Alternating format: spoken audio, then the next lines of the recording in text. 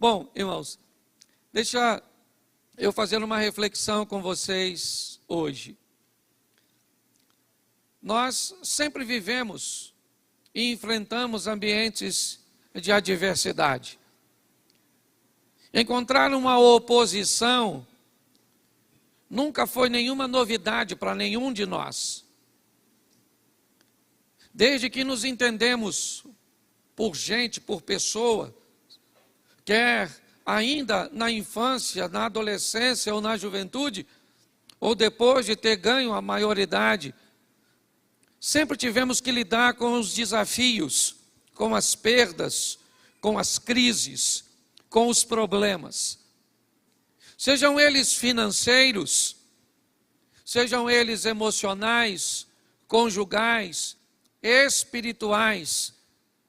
Independente da origem ou de onde esse problema irá nos afetar, nós recebemos uma instrução bíblica de que enquanto estivermos neste mundo, precisaríamos de ânimo, porque neste mundo enfrentaríamos tentações, aflições e problemas.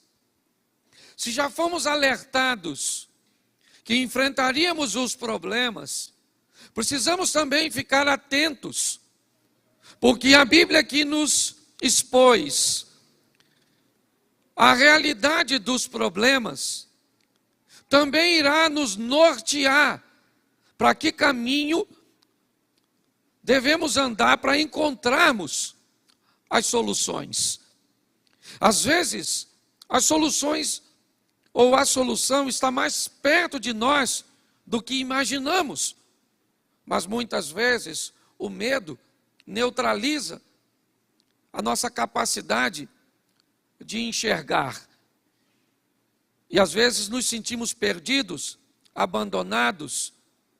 Mas o que eu quero mostrar para mim também e para vocês hoje é como Deus nos sinaliza de que maneira nós precisamos enfrentar os nossos problemas. Porque independente do que seja, eles precisam ser enfrentados, eles precisam ser vencidos. Por pior que seja o que você fez, o que você está sofrendo, você precisa entender que há solução para isso. Talvez ela não seja tão simples de ser encontrada como você gostaria. Talvez você precisou de muito menos tempo para criar o problema do que vai precisar para conseguir consertá-lo. Se nós tivéssemos dimensão que um erro de alguns minutos ou segundos pode levar diversos meses ou anos para serem restabelecidos ou consertados, nós não teríamos feito. Mas é importante nós olharmos e vermos como Deus vai sinalizar do que Ele é capaz de fazer. E se tivermos consciência disso e usarmos as ferramentas certas, eu já perguntei isso aqui, mas vou de novo. Quem aqui já apertou um parafuso com uma faca? Levante a mão, por gentileza. Por que você fez isso? Será que você não sabia que para apertar um parafuso a faca não é adequada? Mas por que é que você usou a faca? Porque na hora você não tinha a chave. E por você não ter a ferramenta certa, você acabou utilizando aquilo que você tinha à mão, que talvez, certo, não foi feito com tanta precisão, precisou de mais esforço, danificou a cabeça do parafuso, mas é o que você tinha para resolver seu problema. Pessoas que utilizam ferramentas inadequadas, pessoas que utilizam seu relacionamento para com Deus, para com a sua fé, de forma inadequada, pode até alcançar algum tipo de resultado, mas às vezes com um nível de demora muito grande, com um nível de esforço muito grande. Então vamos olhar o que Deus nos sinaliza, e eu pediria que você abrisse aí a Bíblia e colocasse aqui no telão para mim, Êxodo, capítulo 14, verso de número 21. Êxodo 14, 21. Isso. Olha o que diz o texto. Então, Moisés estendeu a sua mão sobre o mar, e o Senhor fez retirar o mar por um vento forte, ou por um forte vento oriental, toda aquela noite, e o mar tornou-se em seco, e as águas foram partidas. Feche seus olhos. Senhor nosso Deus e Pai, continua falando conosco. Usa-me como um canal de bênção nesta hora, pelo poder do nome de Jesus, em nome de Jesus. Amém. Glória a Deus. Deixa eu falar com vocês, e porque hoje quero mostrar a vocês ambientes que estavam fortemente fechados, situações que aparentemente não tinham saída, e como Deus criou uma maneira de fazer com que a solução chegasse até aquele ambiente. Provavelmente nós estamos lidando nesse texto com um dos maiores medos daquele povo. Quando nós olhamos aqui, o povo de Israel certamente tinha um grande problema com inundação, com uma quantidade excessiva de água. Apesar de já ter centenas de anos que o dilúvio havia acontecido, uma única família acabou originando o povo que agora está preso no Egito. Provavelmente a tradição oral fez com que, de família em família, de geração em geração, a notícia de que o povo havia sido destruído numa inundação, num dilúvio, morrido por afogamento. E agora, centenas de anos depois, aquilo que matou seus ancestrais está agora diante do povo de Israel, saindo do cativeiro egípcio, e a proposta é que a travessia seja feita sobre o mar. Se você conhece um pouquinho mais sobre isso, provavelmente você sabe que por onde o povo de Israel provavelmente passou, não seria nenhum absurdo que aquelas águas abrissem, recuassem, até utilizando o próprio texto bíblico que diz que um vento que durou basicamente a noite toda. Eu não sei se você tem dimensão quantas pessoas aproximadamente saíram do Egito. Se você tiver noção, eu não vou entrar nisso agora, mas se você tiver noção, você vai descobrir que não bastava meia, uma, duas, 3, nem 4 horas para aquilo ficar aberto. Porque pela quantidade do povo que precisaria atravessar aquele caminho, nós precisaríamos de muito mais tempo para que isso acontecesse com sucesso. Quando você ouve alguém dizer que é perfeitamente fácil explicar que um vento numa velocidade seria capaz de repartir as águas, me entendam que grande parte dos milagres que vamos ver na Bíblia tem mais a ver com um momento do que um fato. O milagre é muito mais, porque o fenômeno aconteceu no momento em que o povo estava precisando, do que propriamente, quando alguém tenta explicar um milagre, não, mas é fácil descobrir porque isso aconteceu, cientificamente era possível que isso acontecesse, mas isso não tira a legitimidade do milagre, porque o maior milagre não foi o mar ter sido aberto. O maior milagre foi as águas terem sido abertas exatamente no momento em que o povo ia passar. O milagre está em a maré ter retornado exatamente no meio do percurso dos egípcios. Parece que quando tentamos trazer mais sensatez para um ambiente de fé, nós encontramos sérias resistências, porque pessoas começam a achar que estamos querendo desmerecer o poder de Deus.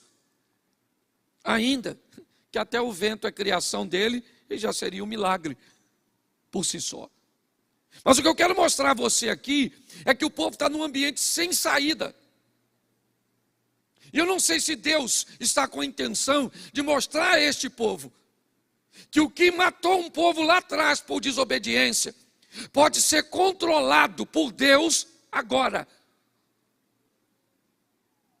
Que Deus agora tem o poder de reter as águas, de proteger este povo, de começar a caminhada de fé agora, da saída do Egito, mostrando a este povo o quão grande ele é e que tipo de obstáculo ele é capaz de vencer para proteger um dos seus. É muito importante hoje, porque quando nós enfrentamos um problema, e principalmente para essa geração tão volátil,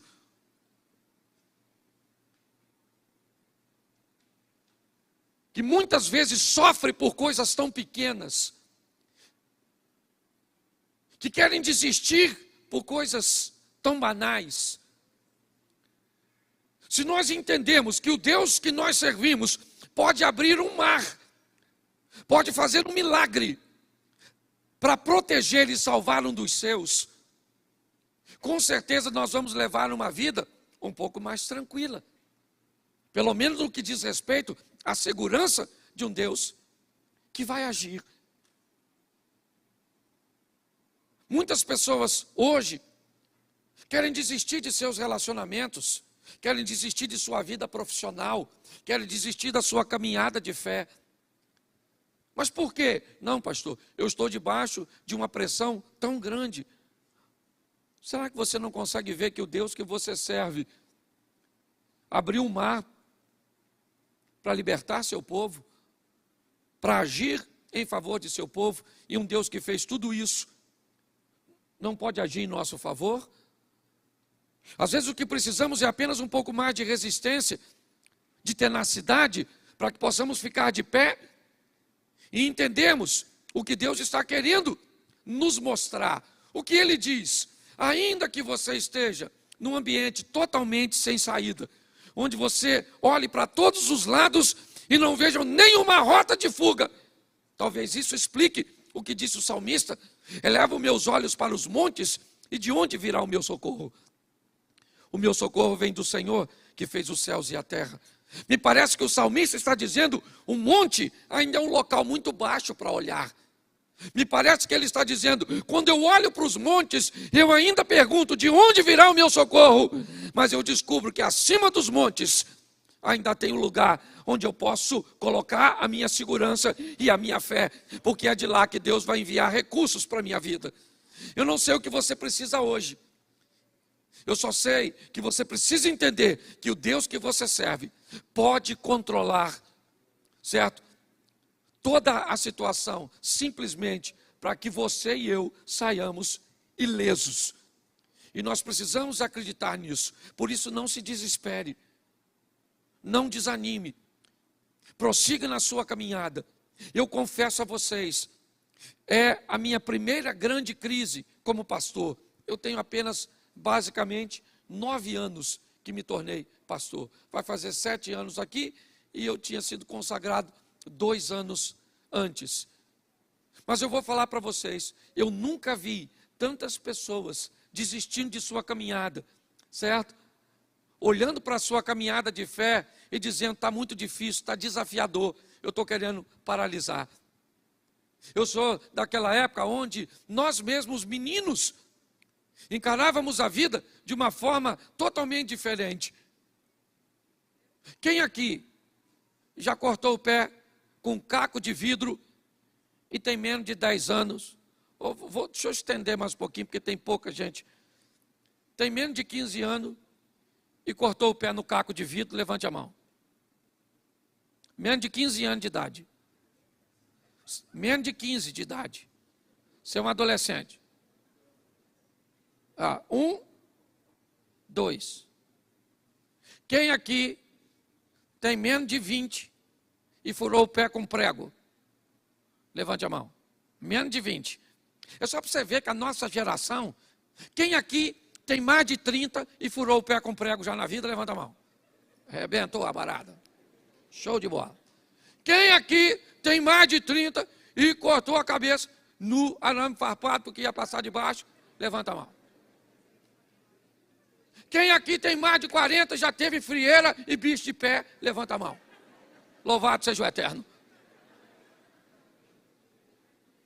Pastor, o que você está falando? Eu estou falando que nós temos gerações diferentes. Entendeu? Até as músicas sertanejas eram diferentes. Na minha época, o camarada, quando era traído, o máximo que ele fazia era dormir na praça. Hoje o cara mata a mulher, mata os vizinhos, mata tudo.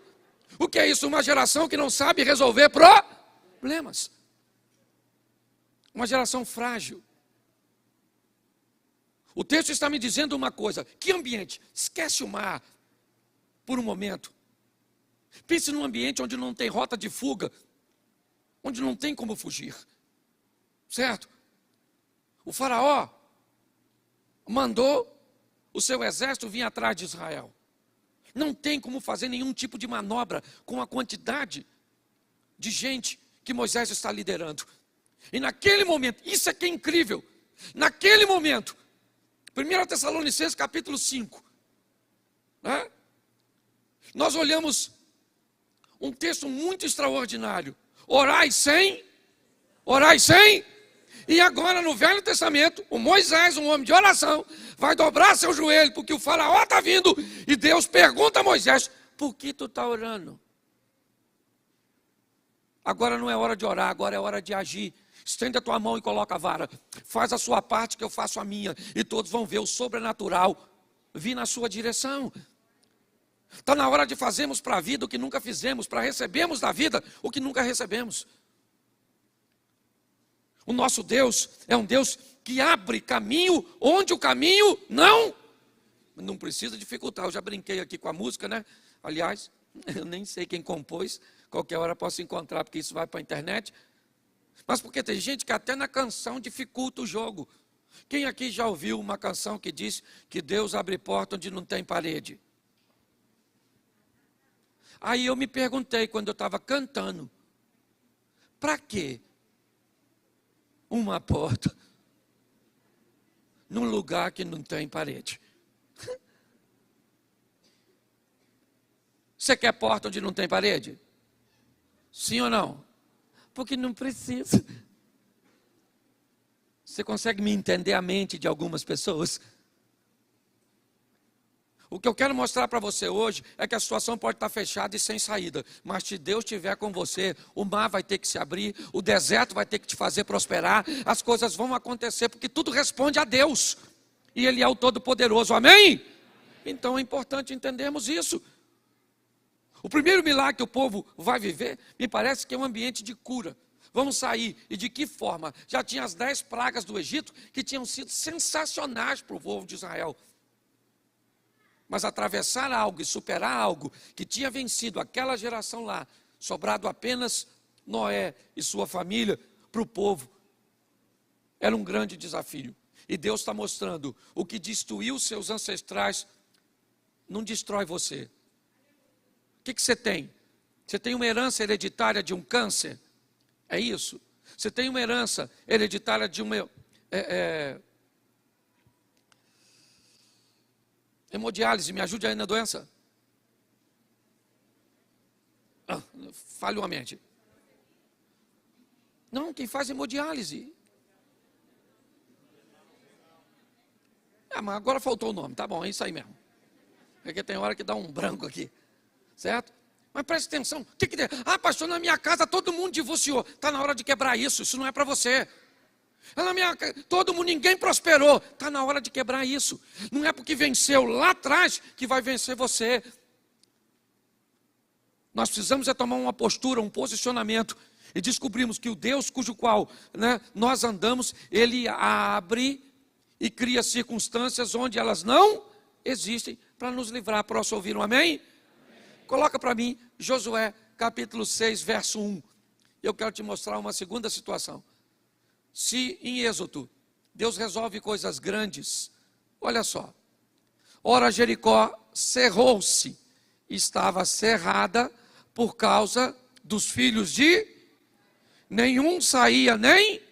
Preste atenção. A cidade de Jericó está fechada, porque o povo que atravessou o mar e viveu o milagre, vem vivendo uma vida de milagres, uma vida de lutas. Você pensa que foi só a opressão do Egito? Não, ela acabou, mas estava o mar. Eles venceram o mar, agora vem os obstáculos. É a sede, é a fome. Você pensa que isso é o maior problema? Tem Og e Seom.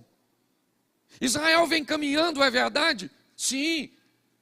Imagine na vida do povo de Deus. Acaba de vencer um obstáculo e aparece outro. É vencer uma crise e aparece outra. E o povo vai vencendo, superando, crescendo. E agora, o povo se depara com uma cidade fechada. Fechada como o mar estava. É verdade.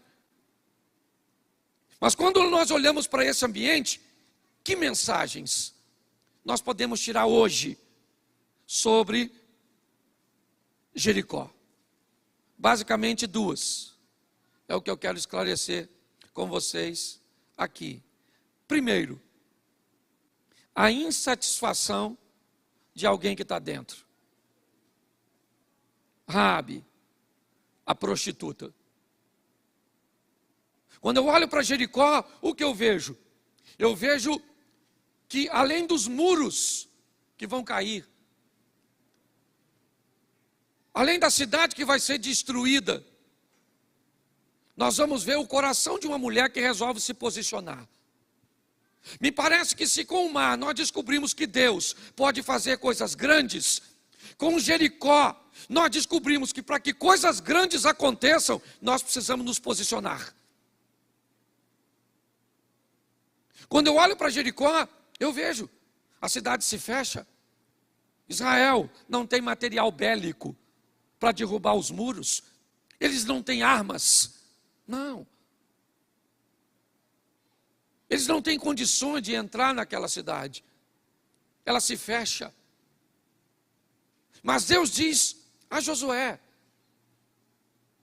nós vamos destruir essa cidade. Eu derrubo os muros e você entra com o exército e destrói tudo.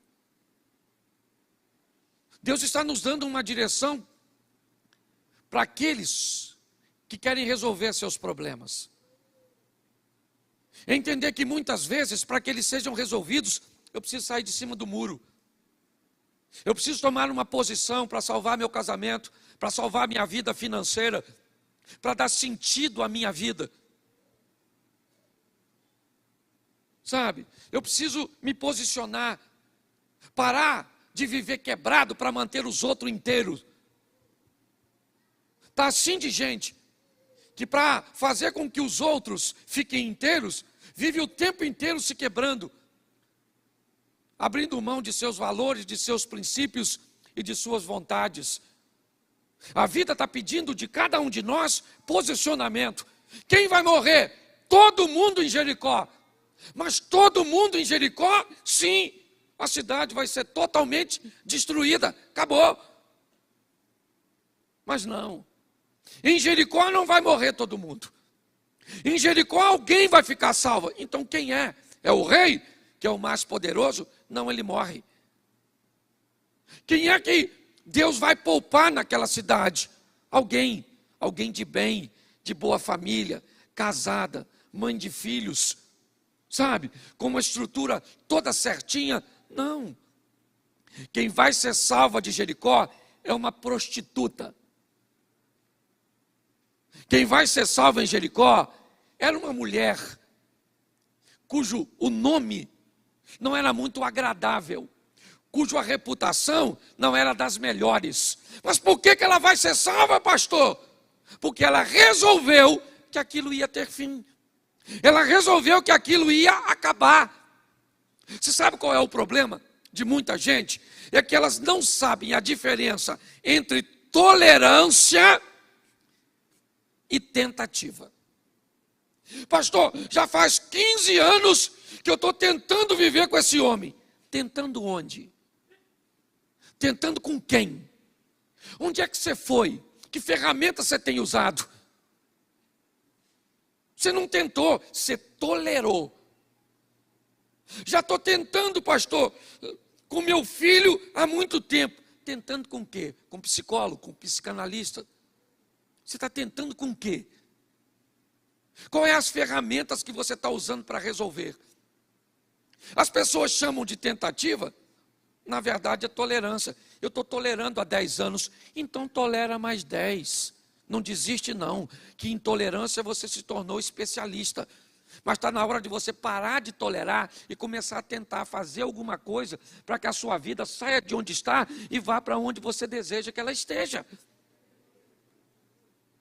Nós temos que parar de brincar com a vida, gente, porque a vida é uma só, está acabando. Gente, não precisa se cumprir mais nada. Aliás, nós só estamos aguardando o tal do anticristo, que não deve nem estar longe.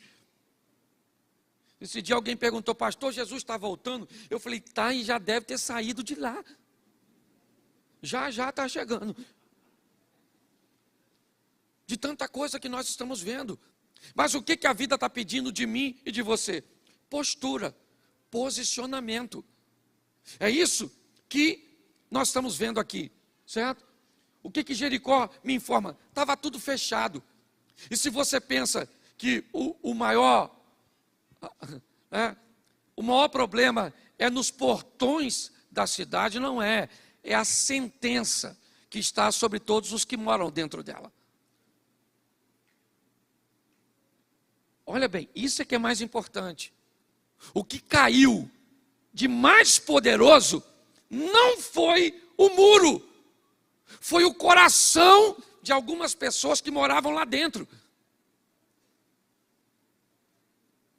Foi isso. Mudar um coração, mudar uma mente, mudar um pensamento, é muito mais difícil do que derrubar uma casa, do que derrubar um muro. A lição que a Bíblia está me dizendo é: se a sua mente mudar, se você resolver sair de cima do muro para se posicionar em favor da sua vida, dos princípios e valores de Deus, você vai ver o que Deus é capaz de fazer na sua vida. Pessoas diferentes recebem a mesma informação e, por serem diferentes, se comportam de forma diferente debaixo do mesmo ensinamento. Isso diz que aqui onde nós estamos, tem pessoas vivendo o incrível, o sensacional, o extraordinário, e tem outras sofrendo o pão que o diabo amassou com o pé sujo. Se pessoas recebem a mesma informação e vivem coisas diferentes, não tem a ver com a informação que recebe, mas com a decisão que tomam em torno da informação. Se nós mudarmos nossa postura, as portas vão abrir. Você tem que querer sair desse ambiente, olhar para Jericó, olhar para essa vida, olhar para esse vício, olhar para esse casamento e dizer: eu vou sair disso. Eu não quero isso para mim. E ver sua história mudar. Ou então, arrumar um culpado para a sua tragédia. Também isso, né? Lamber suas feridas, autocomiseração, ter piedade de você mesmo, sabe? Olhar para as suas feridas e achar que em sua saliva tem alguma substância terapêutica. Nós precisamos, irmãos, entender que o nosso Deus é grande, a ponto de abrir um mar, mas que para que coisas aconteçam na nossa vida, nós precisamos nos posicionar e sair de cima do muro. Amém? Deixa eu te dar, são só mais 2 textos, é rapidinho. Atos 12, 5. Pedro, pois, era guardado na prisão, mas a igreja fazia contínua oração por ele a Deus. Tiago acaba de ser morto por Herodes. E Herodes faz uma avaliação, é um político. Na avaliação de Herodes, ter mandado matar Tiago foi um sucesso. Então ele manda prender a Pedro, com o propósito de dar a Pedro o mesmo fim que deu a Tiago. Pedro está preso, não tem como fugir. Diversos sentinelas estão guardando, ele está algemado, não tem como sair. O ambiente é totalmente contrário, está tudo fechado, não tem rota de fuga. Mas o texto diz que na casa de Maria, mãe de João Marcos, há um núcleo de oração, uma igreja, pessoas se reunindo com o propósito de falar com Deus. E essas pessoas que não têm poder político, não têm influência econômica, não têm material bélico, armas para invadir aquela prisão e libertar Pedro, ela tem joelhos. Porque tem coisas que as mãos não resolvem. Eu estou cansado de falar isso aqui. O que suas mãos resolvem, não peça a Deus para resolver. Mas o que suas mãos não resolvem, não poupe seus joelhos. Porque tem coisa que você não vai poder resolver, mas Deus pode. Tem situações que você não vai conseguir sair, mas Deus tem uma saída. E lá na casa de João Marcos, mesmo, ou da mãe de João Marcos, mesmo Pedro estando preso, eles estão orando e clamando a Deus. Para quê? Para que Pedro seja liberto. Pedro está dormindo na prisão, quando o anjo chega. Um alvará de soltura chegou no céu, e um habeas corpus celestial foi liberado. E os advogados podem dizer amém. É isso. Pedro está achando até que está dormindo. Um anjo chegou, tocou no